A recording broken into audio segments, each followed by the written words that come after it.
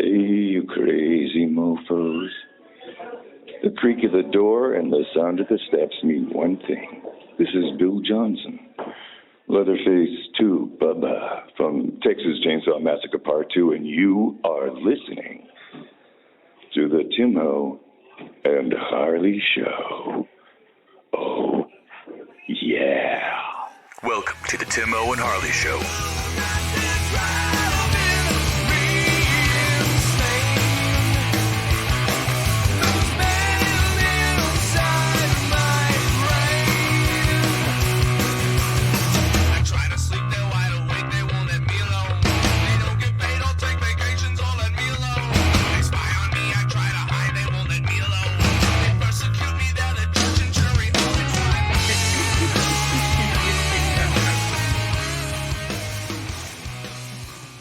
Thank you for listening to Timo and Harley Show. I am Timo. Over there's my partner in mind crime, Mr. Ben Harley. Say hello, Harley. What is happening, people? Ben, healthy as a horse, Harley. Yeah, it's me. Yeah. Yeah. So you better be, because you're back open now, Mr. Ben Harley. The screen printing factory has now been unquarantined. And out there. Yeah. So you better be healthy as a horse, and everybody else coming in the shop better be too, right? So I hope so. Let's start this nonsense again. Yeah. So, so that's been going. So there's been nothing else going on in the world, right? No, heck no. No, nothing else. So, listen, got a note from a listener, and the note was basically, they said that they were tired of hearing and seeing things on the news, and they were glad to have us for a little escape. That's great. No, you know what? That makes me feel good because, we, this is kind of an escape for you and I too, sometimes, Tim. And, it's just like, and, there's plenty going on in the world out there, especially right now. Mm-hmm. We got with the COVID and then the riots and all that. Right. It's just, hope everyone is safe out there and all that. So it has been turbulent. We care about everybody. Yeah, exactly. So there we go. So let me give you what I watched this week as a solution to get out of even touching and dancing around politics or current affairs, because that's not where we want to be. We want to be right where we belong, mildly intelligent, mostly not horror and movie conversations. Well, let us begin, shall we? So, all right. That's good, buddy. This week, Mr. Ben Harley watched some flicks. Let me see here. Here's interesting. This is just something I wanted to mention because it's something that took place around your parts. I did not even know. So I watched a movie from 2010 called You Don't Know Jack. All right? Oh, okay. It was an HBO movie about Jack Kevorkian, of all people. Oh, Dr. Death. Yes, and I did not realize that he was kind of like a Michigan-based guy around the Detroit area. So I was like, interesting. It was kind of it was a big deal everywhere, but around here, man, it was, there was bands called, that there was, I remember songs written by, right. About him. And he was a kind of I won't say, let's not say celebrity around here, but it was, I think he embraced it. He didn't, he didn't like lie about that. He actually kind of admitted he embraced it. So Al Pacino, plays Jack Kevorkian, and John Goodman. Oh, really? Yeah, wow. John Goodman plays his buddy. Moving forward, Mr. Ben Harley, from 2017. Okay. Watched Guardians of the Galaxy Volume 2. Volume 2. What'd you think of that one? I don't know. It was all right. I liked the first one better. I did. Me too. And I had I had the same kind of reaction. It was like, Mm-hmm. And I was happy because it's got a boy in there, McCready. Mm-hmm. Kurt Russell. Sorry. Yeah. Uh-huh. Sorry, I was looking at our. It's got him, and it's got Sylvester Stallone too, even in a small role in it. Yeah. But it's like I was so excited. I was like, because he's in it, and I was like, man, this is gonna be great. And he plays his father and stuff, but it just didn't have the same punch or pizzazz to me. Like the first one kind of hit me kind of like that Lego movie did, where it was just like, wow, this is good. I'm like enjoying it so much when I'm watching them. I'm like, is this that good, or is this me? Like, am I that hard up for entertainment right now? But no, I think they're good. Because I've watched both those movies again and again, and I think they're great. But this one, I just didn't, like, I don't know.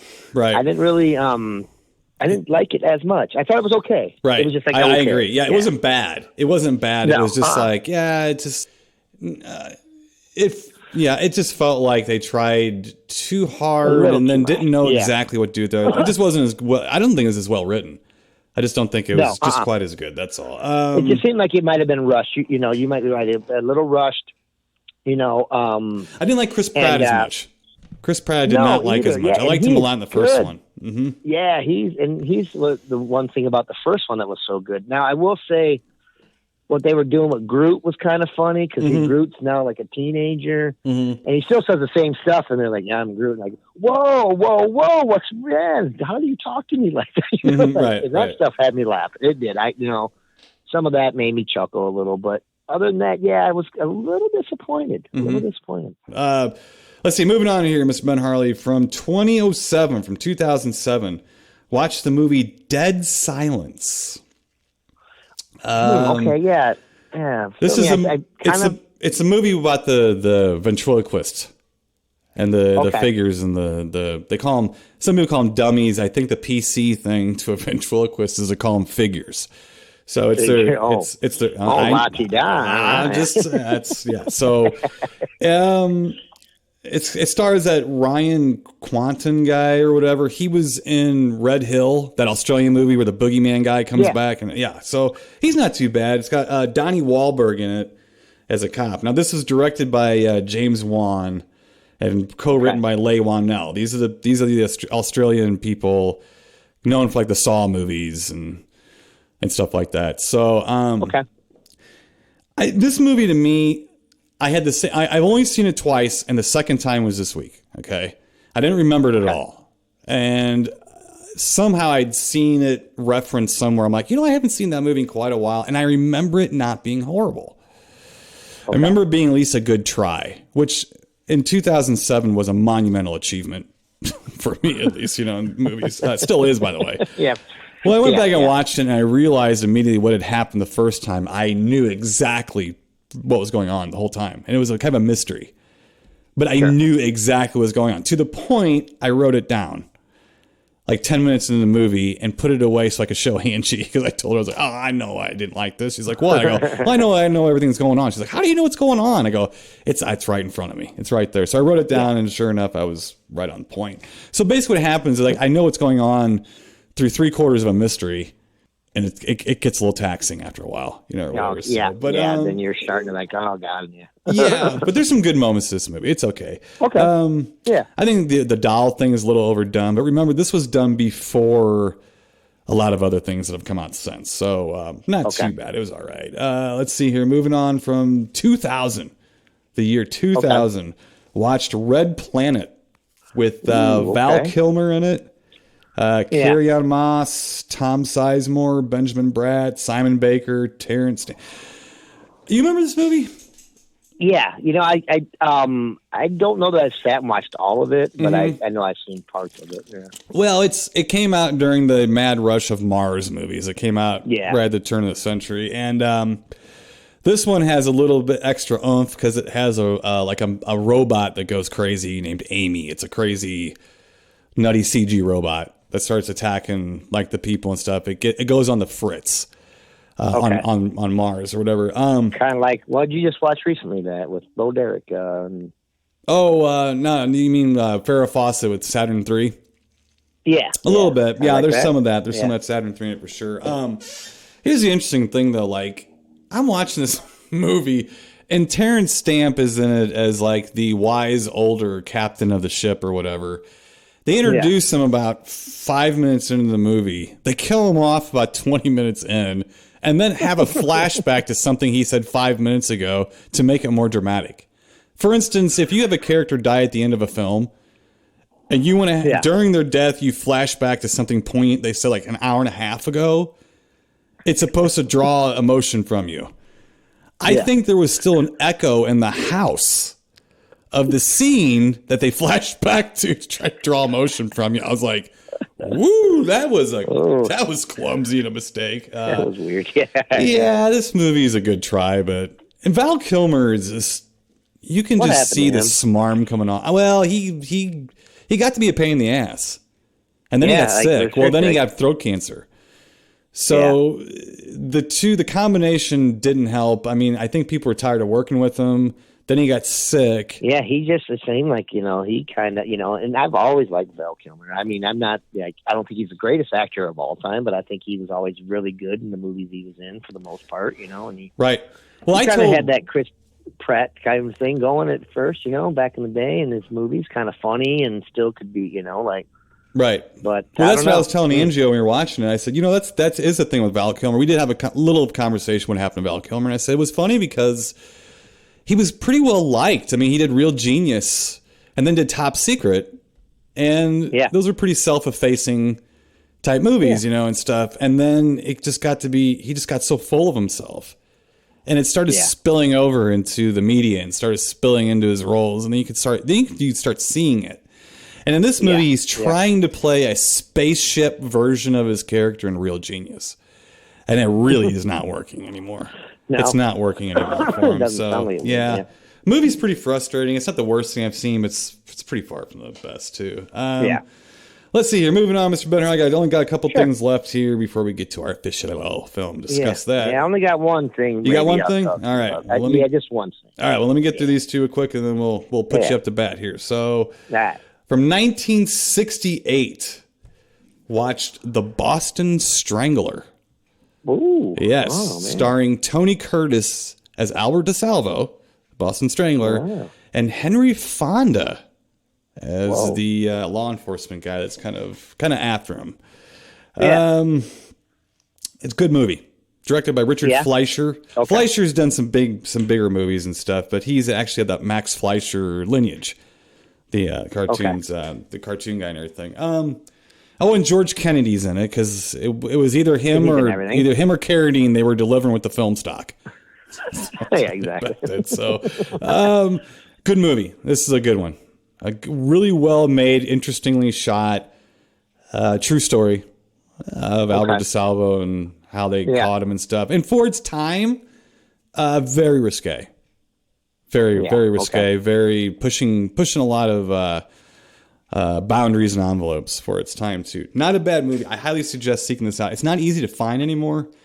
But it's not a bad movie. Well, you know what, Harley? Where'd you watch it at, Tim? I have it on Blu-ray. I have it. Yeah. I don't even know if you can rent it or if you can even see it anywhere. You could probably buy it, I guess, on a stream somewhere. You might be able to find it on YouTube, I guess. It's a really, really good movie, though. So I seek it out if you can. It's a good one. And to see Tony Curtis going against type is nice. He's actually very good in it. Very good in it. Okay. Last time, Mr. Ben Harley from 1964. Watched The Evil of Frankenstein. Oh, man. Yes, starring Peter Cushing. So The Hammer, one of the Hammer movies.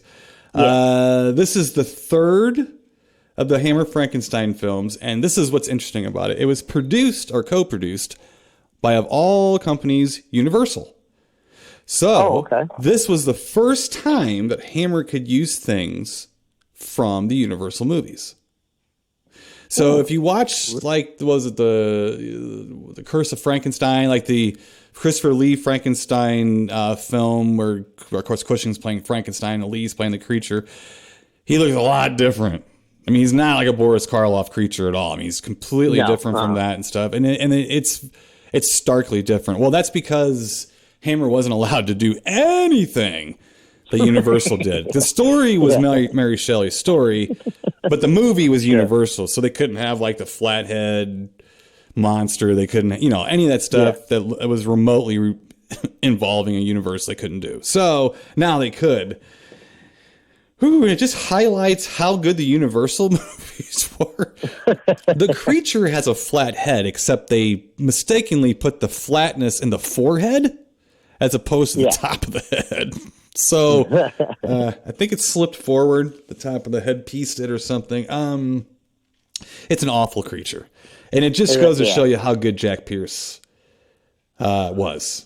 Yeah, how his stuff, how good his makeup was. Yeah. And the other thing about this, too, is for a Hammer Frankenstein movie, Peter Cushing is much more of a sympathetic Frankenstein in this. He's much okay. The other movies, he's a dick. Yeah, I mean, he is the monster of the movies. The creatures are the creatures, but he's the monster because he was created by him. But and which and I think a lot of people forget about that stuff. It's just, and we know that about the whole Frankenstein's monster thing. But like, I think a lot of people just forget about how Dr. Frankenstein was nuts. And became even more and more crazy. And then. The poor, Frankenstein's monster. The monster is just more sympathetic for sure. The monster is definitely, really, honestly, in the original book, they're both sympathetic.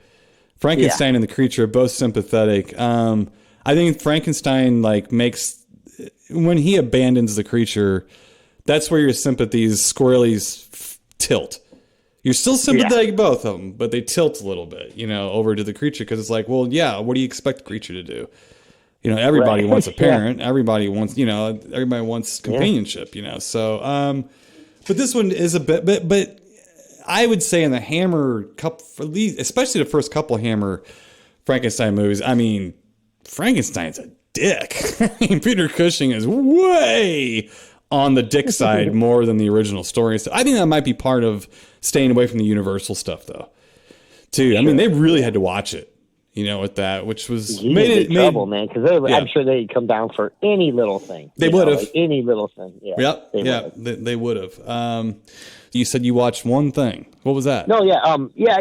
Well, Tim, I've been watching a little bit, just briefly. That these woods are haunted and paranormal, caught on tape. Which some of that stuff to me is very interesting. Some of it, like I said before, I don't know, but then they have a lot of Bigfoot stuff on there. And I will say, I've seen a couple interesting Bigfoot sighting, which, man, some of these things, this is what I want to just say something real quick because, and I was trying to prove the point the other day to my girlfriend, Wendy, like we're watching one and Sydney kind of likes watching it with me because she's, she likes to see the ghost ones and things like that, but the other day we were watching one and it was a Bigfoot sighting and there was this family and they saw one in the distance and it was just kind of, standing there and then it got up and moved.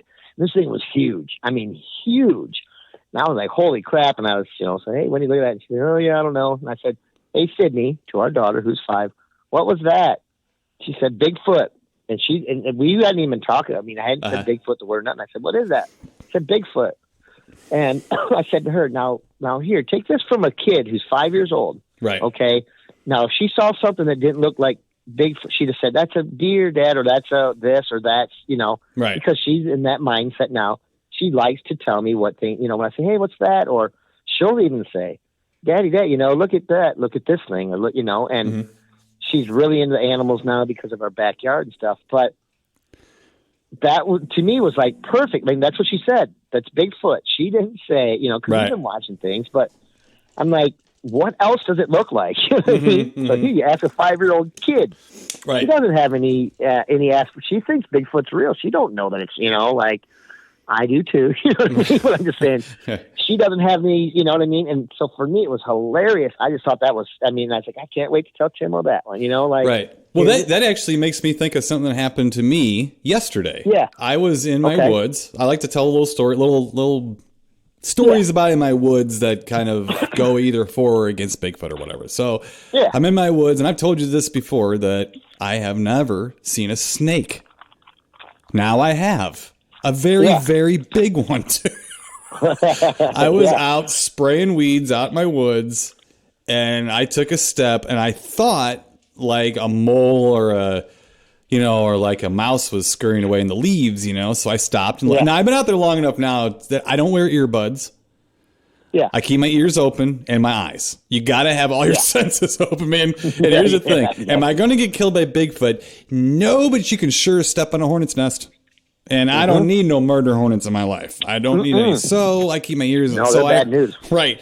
So I heard this little scampering, and so I looked down, and I was like, oh, and I saw some blackness move under the leaves and thinking, oh boy, there's a mouse or something running through there. And then I looked about 6 feet away from the first black mark and saw a head looking at me like, just go ahead and try it.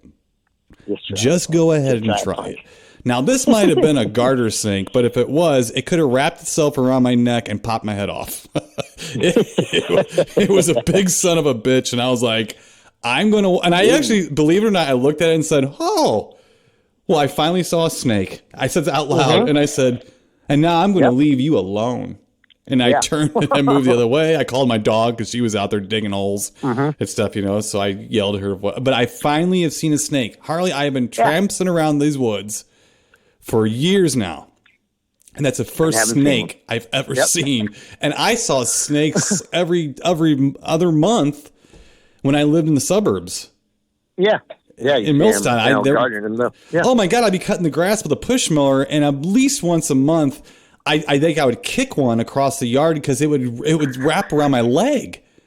Because they become snakes would be. I had that ditch, if you remember, like the kind of the drainage ditch behind the house, and we left it grow wild. So there was trees and stuff in it, and a lot of snakes and frogs and things went down there and dug holes and stuff. So if I was cutting the grass, sometimes the snakes would make a beeline down toward that.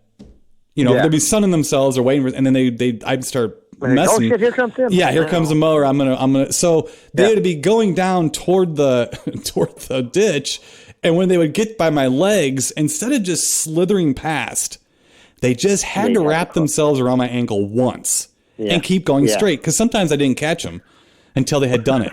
So they would do this. They would wrap themselves once around my ankle and then keep going forward. And the couple times I did catch them in the act, I was faster than a snake striking. Because they would look like a question mark flying through the air into the next. Because I'm not afraid of a lot of things. I don't like snakes. Yeah. I don't like that striking ability of snakes. That's one thing then.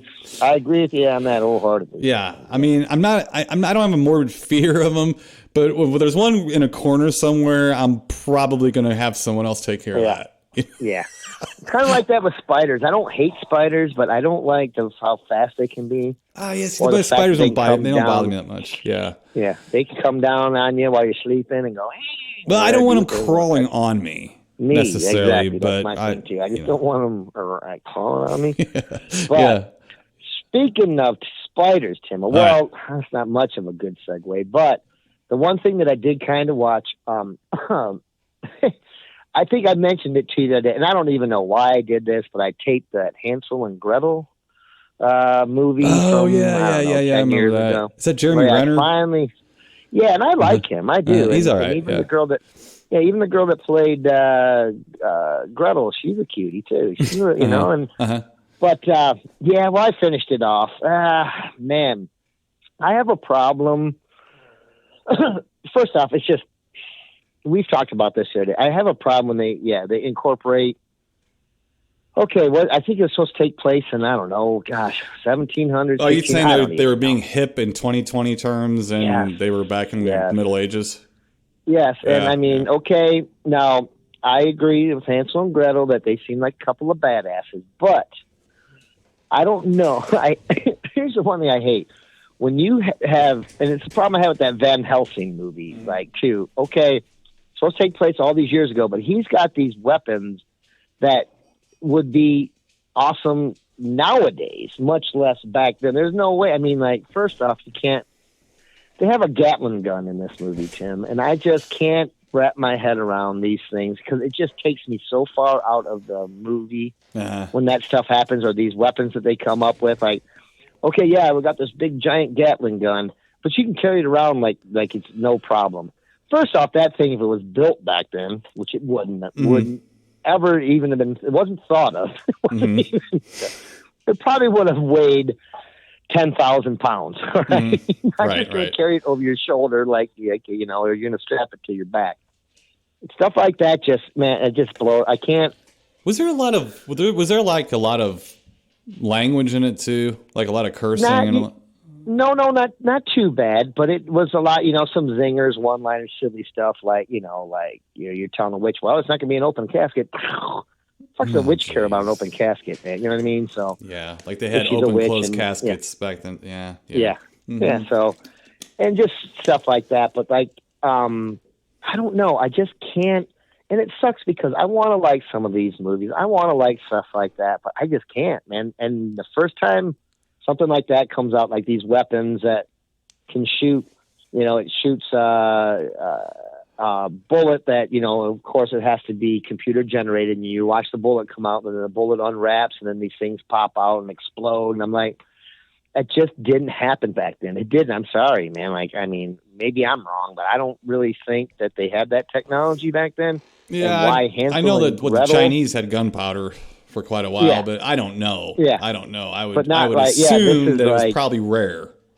Yeah, and it's like I can deal with the gunpowder stuff, but I can't deal with stuff like I have a rapid fire shooting dart gun. Mm-hmm. No, back then they had crossbows and it shot one, and maybe it could shot a couple at a time, but they're like pew pew pew pew pew pew pew, and he's chasing a computer generated witch flipping around doing backflips and all these things while they're shooting 50 fucking darts at her. Right. It just, to me, it just takes me so far out of the movie. I can't deal with it. Right. I don't. You just don't like him. You don't like him trying to mishmash. No, if you're gonna make a movie on Hansel and Gretel, if you want to make a movie that's gonna, I don't know. It's almost like, if you want something to appeal to the youth of today, why don't you do something besides Hansel and Gretel? Yes. Just do Phil and Alice, and they're badasses, and they go out in the woods and shoot werewolves or something. It doesn't have to be that, but sometimes it's make it a modern Hansel and Gretel or something, but don't. I just can't. Right, which they did. I've seen a couple of those. Yeah. But and that's what that Van Helsing. Now, that Van Helsing is one of those type of movies. I don't hate it, but I don't love it. I can watch it, and sometimes I'm like, oh, this part's really cool, or some of the stuff is kind of neat. But then I'm like, why am I watching this? I'm sitting and thinking, why the fuck am I watching this right now? And then that bums me out. Well, there was a period there where they did that, and then I think they did the League of Extraordinary Gentlemen, which is similar, where they have kind of a mishmash of literary horror and things like that, where they're kind of throwing people together. And Van Helsing was like that, because he was wrestling with all kinds of different creatures and stuff. And it's almost like, how is it I don't like this? Yeah. You know what I mean? It's very much like, how is it? How can you make this so that I don't like this? I can tell you why. Because it's a bunch of focus groups and a bunch of people who don't love this stuff throwing it together. Yeah. Right. Right. And I just want to see an older, if they're going to do these older flicks, can we see it just the way it's supposed to be and how it is? Like you were saying, even though it was that witch movie, and me watching that Lighthouse one.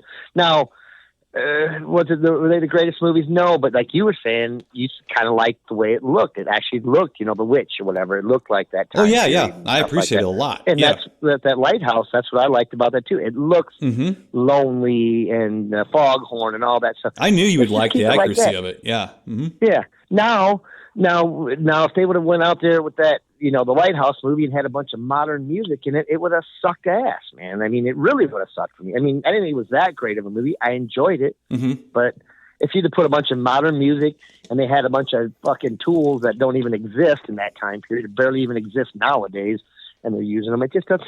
It takes you right out of it, man. Now it just takes me right out of the experience. Right. I've always liked the idea of period horror, Western werewolves. Sure. I'm trying to think of anything I've ever seen that's really satisfied the possibilities of that for me, though. I mean, I guess we had Billy the Kid versus Dracula. There's a good example. There's a good example of what I'm talking about, of course. Yeah. There's a movie, The Burrowers, too, which, man, I wanted to like it. So I bet I watched that movie 5 fucking times trying to like it. It's a Western about monsters that burrow under the ground and they come up for people. It's like, that's the stuff that I kind of, practical monsters and everything. I was like, and then I just didn't like it. It just seemed boring to me, and I really tried hard, and I do like the idea of it, though. Tremors is kind of a Western kind of horror. It's modern. It's but it's a modern, and it takes place too just before a lot of cell phones and stuff were running around. So you had that, and I think there is some technology that gets in the way. cell phones being the big one, smartphones and stuff. Yeah. Yeah, but I mean, but I want, like, let's say a werewolf movie if it was shot in the Little House on the Prairie times. So if you convince, like, I would love to see that. I would think that would be really cool if you just take the guns and stuff they had back then and do that. And I know people are probably going, what about this movie? What about this movie? It's like, they're escaping me right now. Yeah. Something besides a Dracula movie. The Hammer movies were good about that. They were all period horror, but they're all kind of lavish costume type thing. I want a grittier one. I want something that's like shot like Once Upon a Time in the West and as creepy as like American Werewolf. I guess American Werewolf is more fun, but something like as creepy as The Thing. Can you imagine if you put the creature from The Thing in something like Fistful of Dollars? Yeah. There you go. I mean, you already had Kurt Russell as a character like that. Yeah. I think it'd be interesting. I think it would be. I think so too, and I think you could. And I really like your take on the werewolf thing. I think you could put werewolves in that time, any time, almost time period, and make it still because. Like if you did it like that, it would be the beast of the woods, man. They would, mm-hmm. and that would be scary. Like kids are coming up missing, or a family's attacked at their farmhouse, and you don't know what it is, and there's not that many people around. Right. So you know what I mean, and yeah, that would be good. But what they would do is they would have a Buster Rhymes song or some kind of crap in there, or some kind of something that would make it modern. Or and it's just like, no, man, why? Like, it just, to me, it's you're not making the film better, you're making it worse. Right. And you're really just like, and I don't know what it is, but that just takes me so far out of my element. I got either turn things off or I can't do it anymore. Right. I'm like, oh, geez. No, I hear you. I hear you. And like I said, they've tried to make things I knew accurate. Going in, yeah. I knew going in with this Hansel and Gretel. I went in with real low expectations. And they were met. Yeah. Very, very, like positively met. You know what I mean? There was nothing like I couldn't. Now, if I had to rate it from 1 to 10, I'd give it like a 3 for me. Like, mm-hmm. Yeah. And the only reason I give it 3 is because the one witch was pretty cute. But other than that, I've had it sitting around for years and years. It's one of those movies I've had sitting around for years and years. Some of these movies I don't know if I ever will watch. I haven't heard one good thing about that movie. Like, not one good thing. It's not good. Everybody that I talk to who has very different tastes don't like that movie at all. And therefore, I'm like, I've got a problem already with a lot of modern films. And I think that what you were driving at with The Lighthouse is something that maybe kept me going, was that it felt modern in its style, meaning it was a depressing film. Oh, yeah. Mm-hmm. And that's real popular. Like, we need more of that, but but it was also it wasn't trying to be hip at all. I don't like hip. I don't think, that's, I think, cartoons started getting hip when we were kids. I didn't like those. Cartoons. That's when I started coming in. When I started to recognize that stuff was in cartoons. Yeah.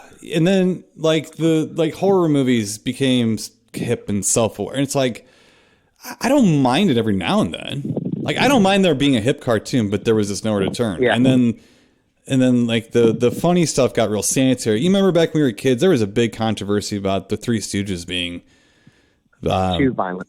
It was airing everywhere. Both of them were like really, and they were after both of those like so bad. Because some kid got hit in the head with a hammer or something, or something.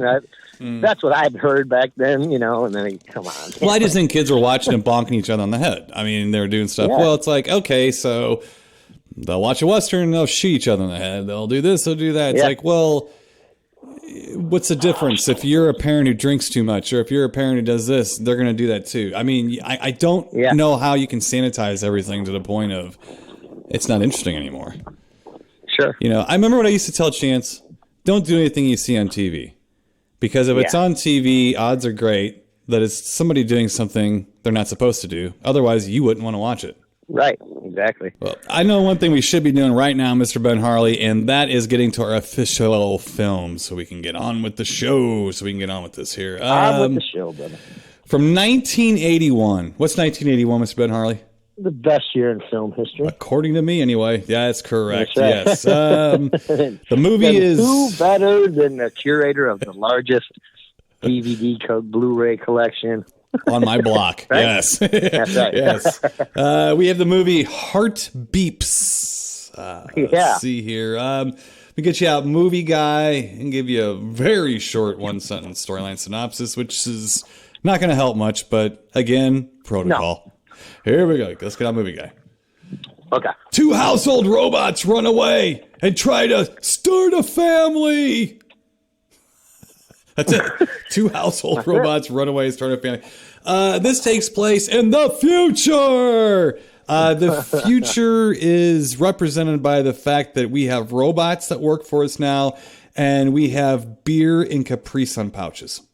Yes. That's pretty much it. That was drag.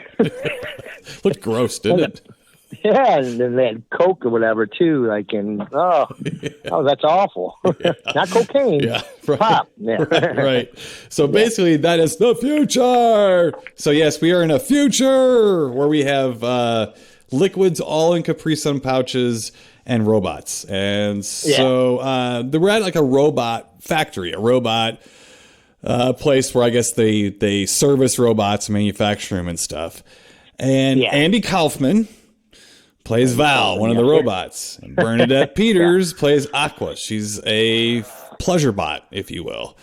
And Andy Kaufman is a butler bot, if you will. Yeah. And Randy Quaid and Kenneth McMillan are the 2 worker guys in the plant who puts Andy Kaufman and Bernadette Peters in their respective places. They store them to be serviced and, I guess, resold as used, or I guess sent back to their owners, what have you. Yeah. Well, Andy Kaufman and Bernadette Peters start communicating with each other, decide they like each other, and with a couple other robots escape. Yes, they try to, not unlike Pinocchio, they want to be real peoples. They want to live. They want to be real. They want to live. Yes. So familiar story, right? Familiar type of story. Yeah. Except we do have these are robots doing this, and interesting looking robots. These robots were at least the makeup effects and everything was Stan Winston. And I'm gonna throw this at you from a curveball, but this movie was nominated for an Oscar. Really? For the effects? Or? Yes. Stan Winston. Okay. Yes, not for the screenplay. Yeah, Stan Winston was nominated, and he lost. Who do you think he lost to in 1981? Poltergeist or something. Lost to Rick Baker, American Werewolf in London. Oh, nice. Yeah, American Werewolf in London won the Oscar that year for best. So that's going to be a tough one. Yeah, so he lost to Rick Baker that year, but it was definitely deserving of that. We'll put it that way. The nomination for this film, because visually it's a striking film. Visually, yeah, like some of that stuff. And actually, at times it looked so good that I was like almost freaked out by it because it looked so good. You know, now when they were doing some of the close-ups, and especially now, and it's the disc looks great, man. It looks really good. You know, like the movie looks good. Mm-hmm. Yeah, it's a little weird. It's a little awkward and kind of strange. Well, it's very. But I was very impressed, though. Very impressed. Right. Yeah, it's got that 1981 bizarre. This might help you out too. So the movie was directed by Alan Arkush. If that name should sound extremely familiar to you, Alan Arkush directed Rock and Roll High School. Yes, sir. So, there's a few Rock and Roll High School alumni. There is in the movie too. Yeah. Yes. Now Alan Arkush, just to be fair, also directed Caddyshack 2. Ooh. And he also directed Doc and Breaking the Chains video. Oh, video? Yeah. Nice. Yeah. So, man, I tell you though, Caddyshack 2. Yikes. Right. The music, John Williams. We had some people working on this movie. And I noticed at the beginning, I was like, oh crap, man. You know, so, And he was at the height of his career at that point. Yeah, oh yeah. Yeah, absolutely. I mean, he was just, God, I mean, that was awesome, Right. Well, I mean, and the movie was not made to fail, let's put it that way. I mean, it was well produced. Very well produced. Tim, I don't even remember this movie. Really? For some reason. I don't know why I wouldn't remember this one, too. I'm just trying to think what was going on with me at that point that I just don't remember this movie. And it's just weird because I think I would have, especially with all the, it seemed like it was a well-produced movie. It was. But it just, it was weird because the whole time I'm watching this, I'm thinking, well, something's going to come out. And I'm like, oh, yeah, now I remember. Nope, not one. Interesting.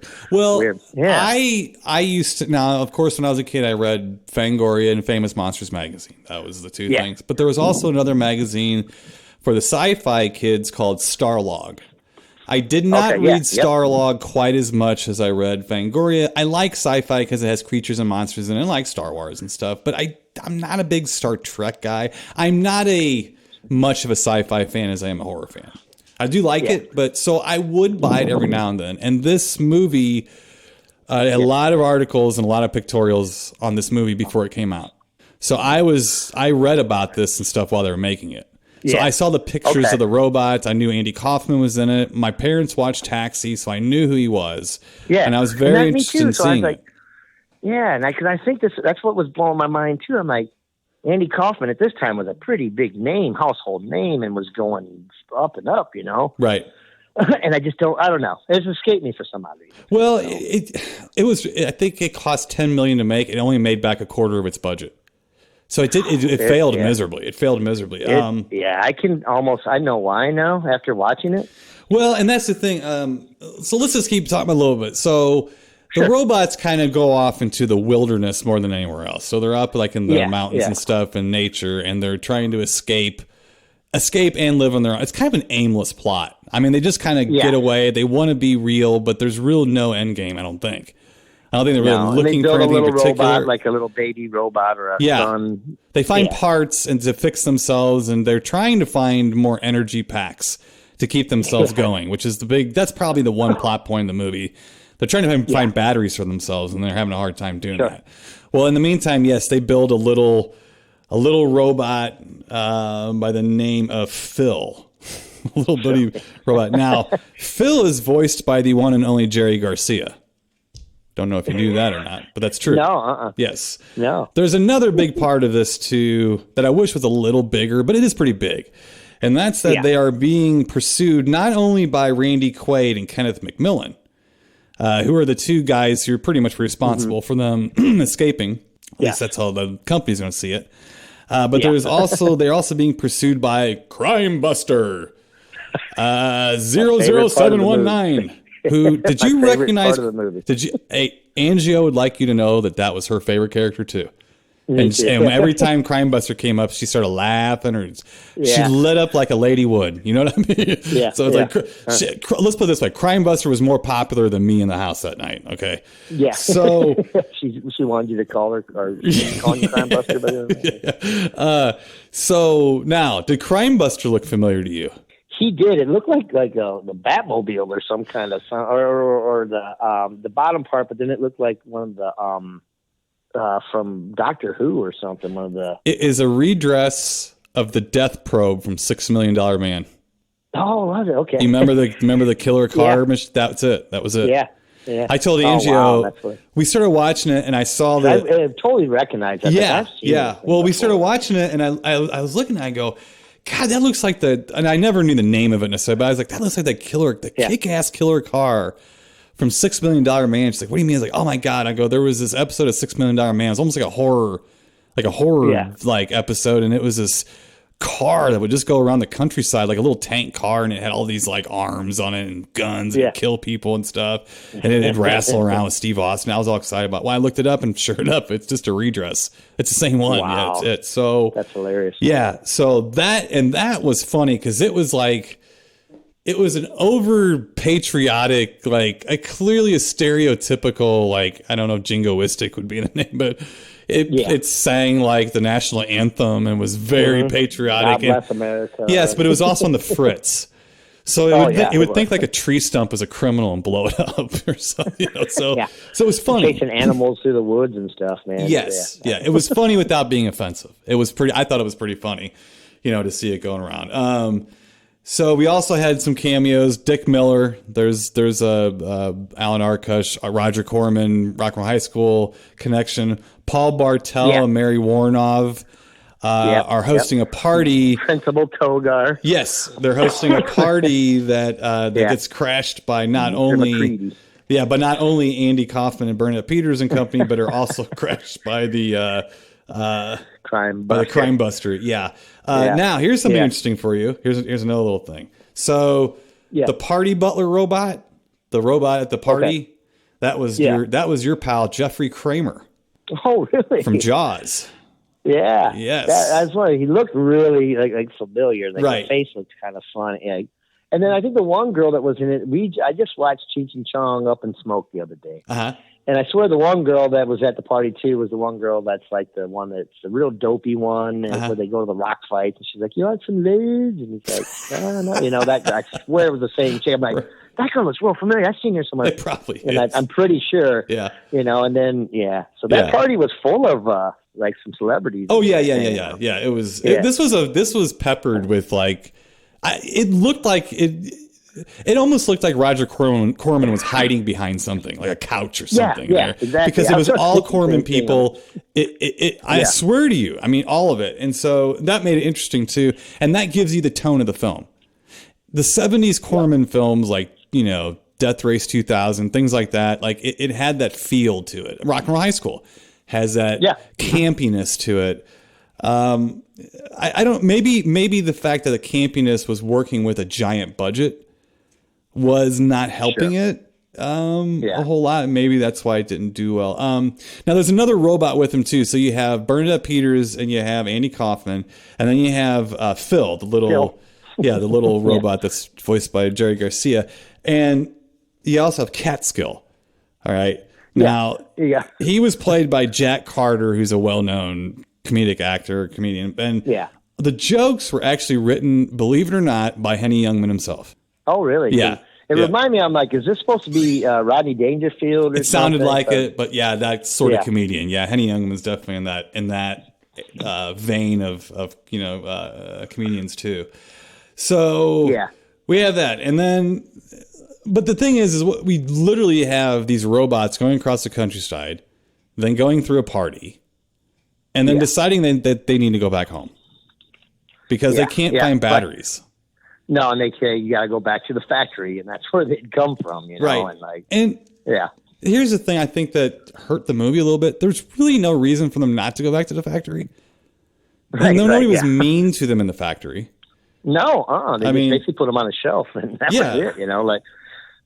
Yeah. So, but it wasn't like they were going to be destroyed or anything. They were just being Well, the problem is even though they're going back to the factory, they're still being pursued by Randy Quaid and Kenneth McMillan, who are kind of like, they're not bad guys. They're just doing their job. They're especially foils. After that one lady told them, you're going to have to pay for those. And they're like, oh, wait a second. Then they started to really want to look for them. Yeah, exactly. Like, right. So they end up in a junkyard that's run by this couple, and one of them is Christopher Guest. Yeah. Nigel Tufnell, right? That's right. So he had his shit turned up to 11, of course. Yeah, he did, for sure. And this goes to 11, Tim. Right. So the crime buster goes through the junkyard and follows them through there. And eventually they just end up walking till they run out of batteries, and they're found, and then they're brought back. And they end up, I don't want to give away the end, but it's really anticlimactic. Sure. There's not really much of an ending. There's not really much of a whole lot of a climax. And let me help you out with this part. That I know that Alan Arkush, Universal was just completely like horrified by the movie that they were handed. Okay. Yeah, I bet. I'm sure they were. Yeah. So, but they edit it down to like as short as it is, because it's only like 72. It's only minutes. it's like 100 and what was it? 60. No, it's like an hour and 10 minutes. Yeah, it's an hour and 10 minutes. So the studio cut cut it down to a very, very short film. And who knows what they cut out of it? I don't know. Have any idea? I have never seen any kind of director's cut or nothing like that of this movie. So it feels like it's missing a lot, and it is. What it's not missing is eye candy. It is very visually stunning, and it's pretty amazing to see this. And you were probably that's probably what made you wonder, how did I not see this? This clearly was made to be seen. Yeah, you know, if that makes sense. That's what I was thinking. I was like, this is, I mean, just the suits, the robots, you know, the way they looked, you know, it was like, there was a lot of time and effort spent on that. Right. I mean, it's, you know, and I kept thinking to myself, why did I not know about, where was I at for this one?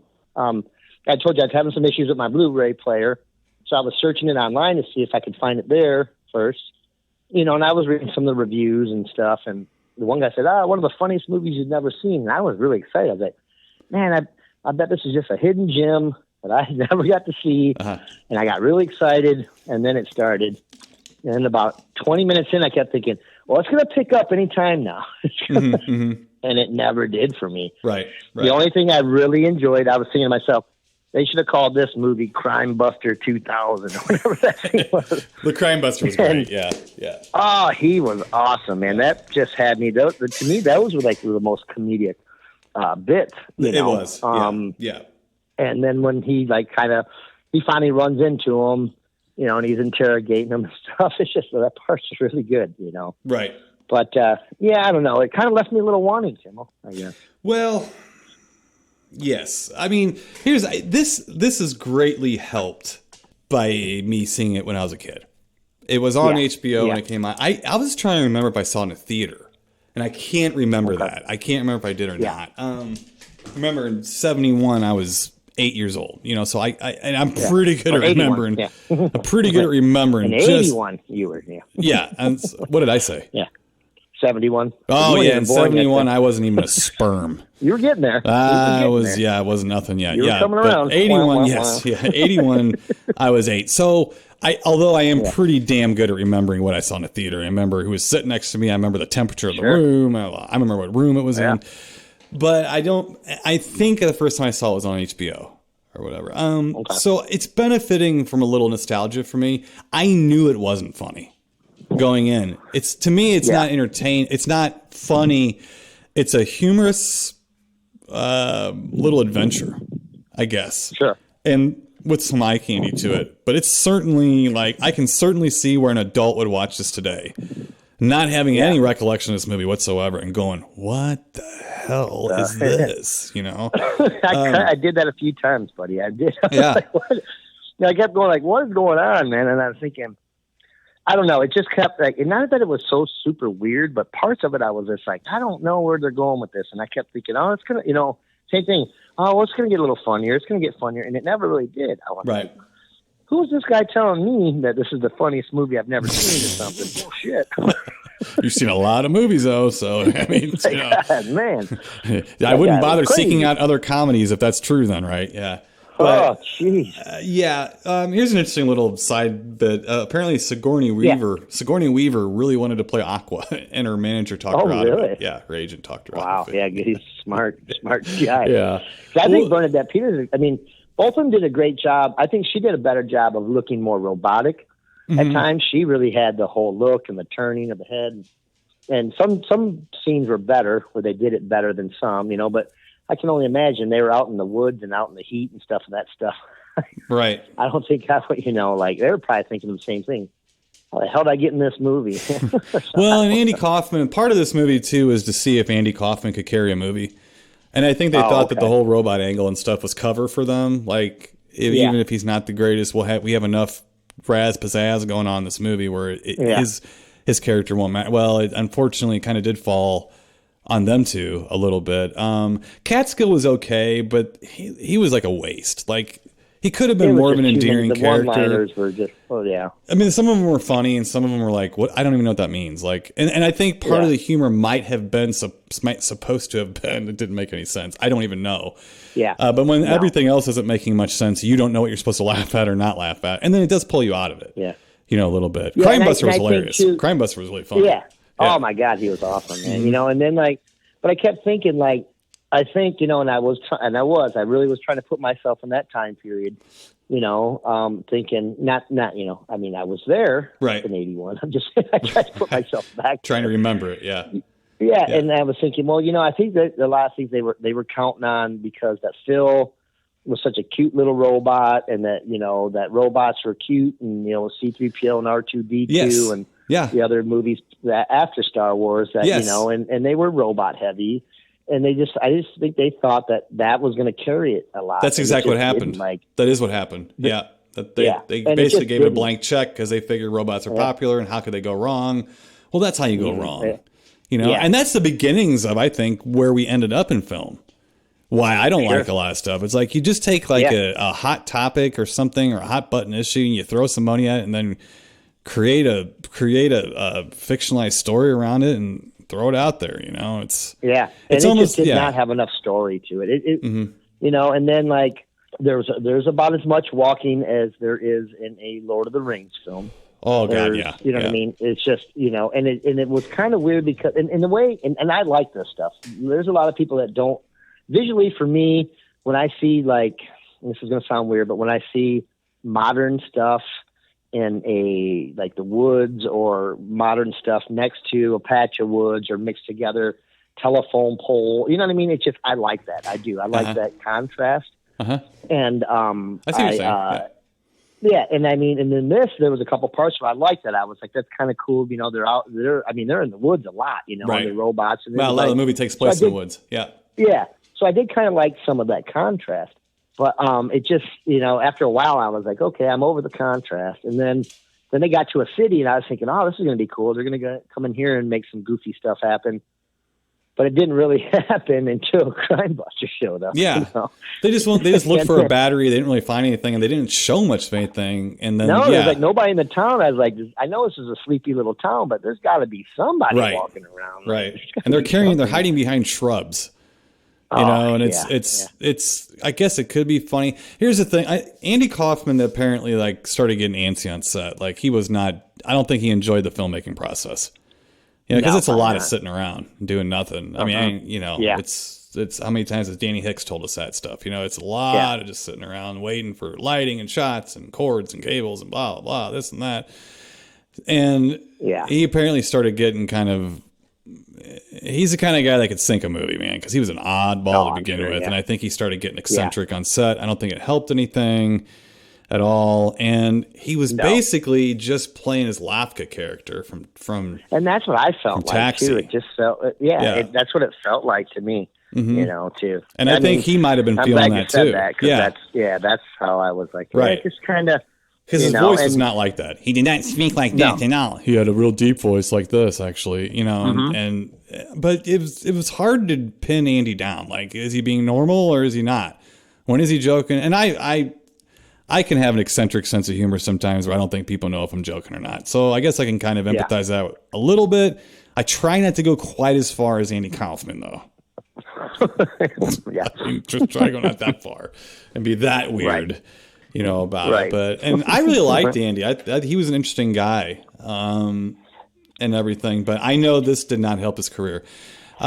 He actually came out on, I think it was Letterman, and he personally offered a refund to everyone who went and saw the movie because he thought it was so bad. And apparently Letterman answered, well, I hope you have change for a 20.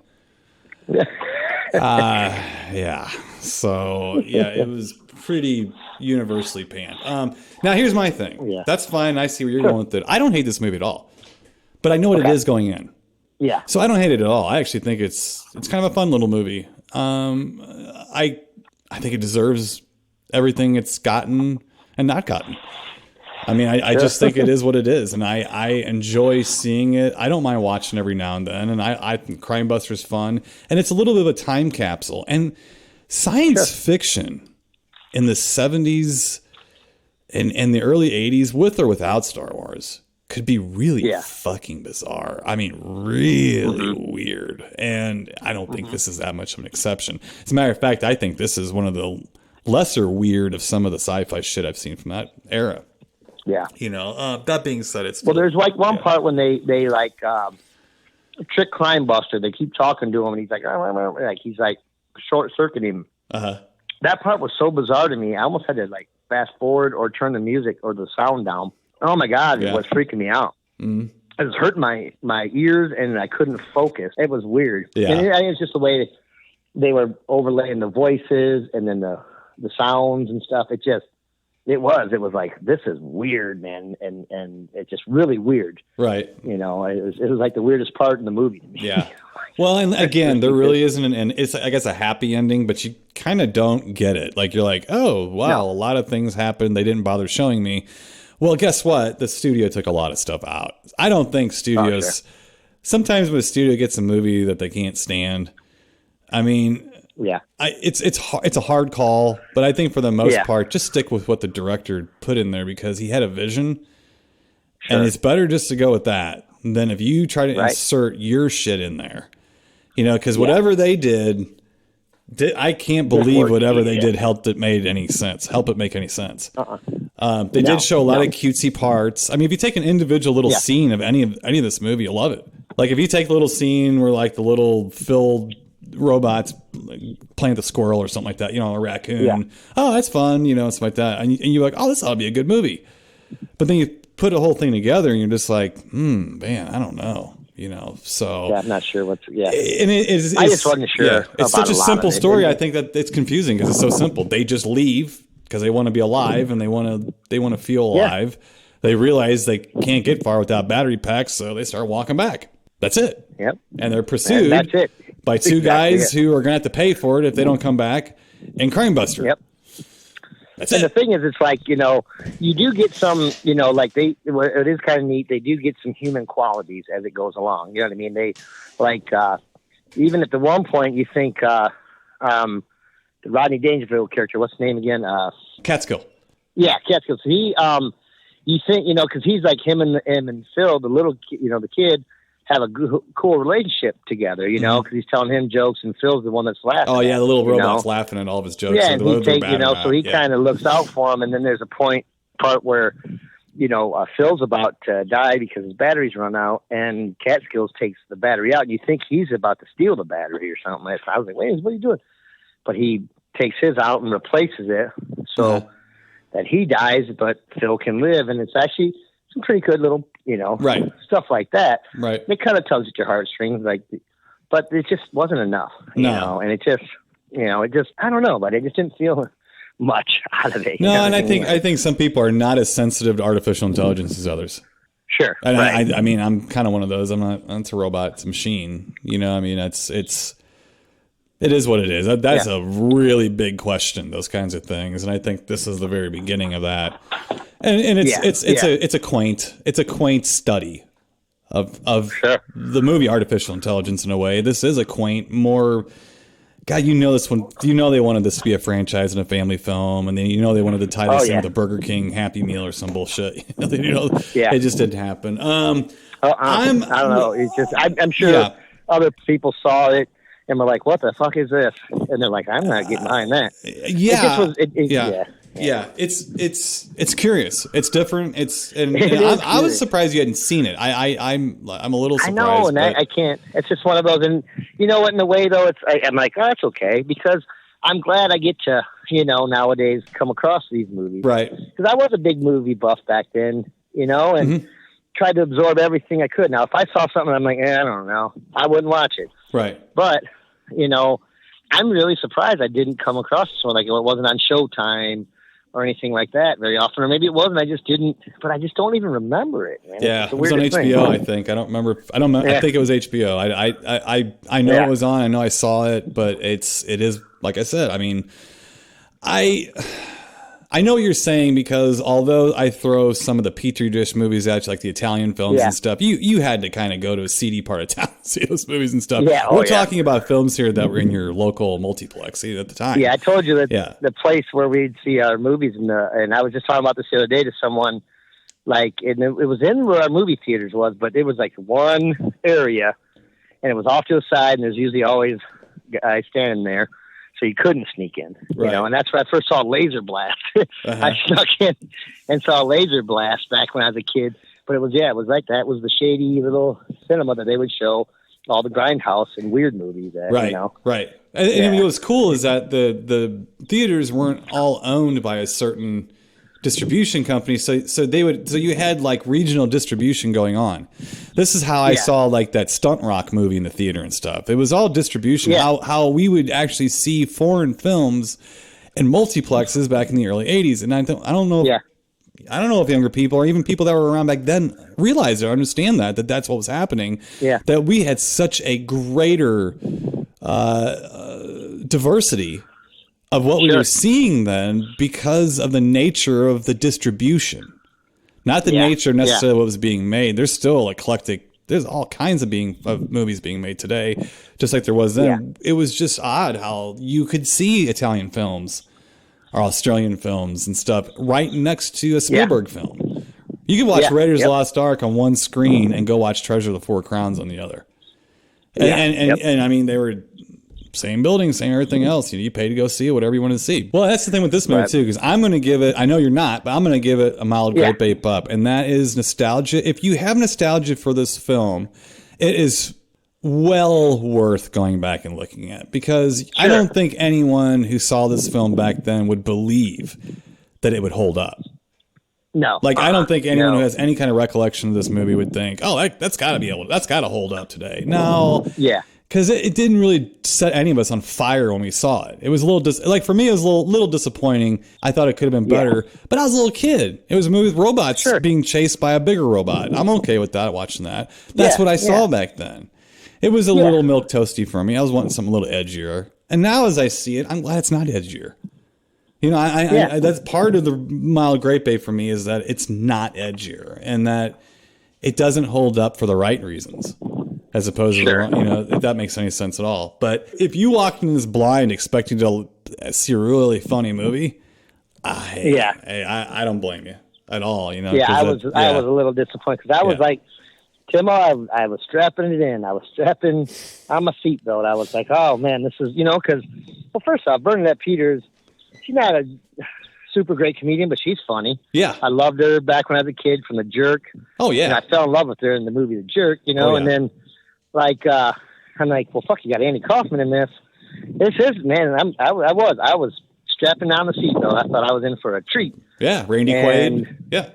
Randy Quaid, I was like, it just didn't turn out that way. Right. What worked for Alan Arkush in Rock and Roll High School did not work in this arena. No. Did not. No. But it's very similar. You can see it. It just didn't work for him in this arena. But hey, that being said, we're still talking about both of his movies though, which is very cool. And the thing is, I'm just going to give it. I can't poop on it, but at the very mildest, lowest grape ape I can. But for Crime Buster 3000 or 2000. It was 00719, so we'll call him Crime Buster. I want a Crime Buster movie. God, that thing had me laughing. Oh, it's funny, And, you know what? We're gonna go back and find the $6 Million Man episode, Death Probe. The Death Probe. I think it's a two-parter too. So go find that, and you'll get a little more of your Crime Buster fix. How about that? Right, all right. Well, let's get out of here, Mr. Ben Harley. We might need a couple Crime Busters now, man. No kidding. Yeah. So let's get out of here, Mr. Ben Harley. And let's see, you've got a I'm going to call it a mild poop. You didn't really like it, but there was redeeming things about it. I give it a mild grape ape up because I think that it held up as well as expected, which isn't well. But my nostalgia was enough, and I'm going to be honest about it. It's mostly just nostalgia. It's a visually striking and a very interesting movie visually. So we have all that going on. So that's where we fall on this. So, all right, all you deep thinkers out there, everybody try to keep each other safe and be good to each other, be friendly. Yes. And until next week, stay spooky, and we'll talk to you then. Keep it creepy, people. You've been listening to the Timo and Harley Show, brought to you by ScreenPrintingFactory.com. Your affordable one-stop solution to all your screen printing needs.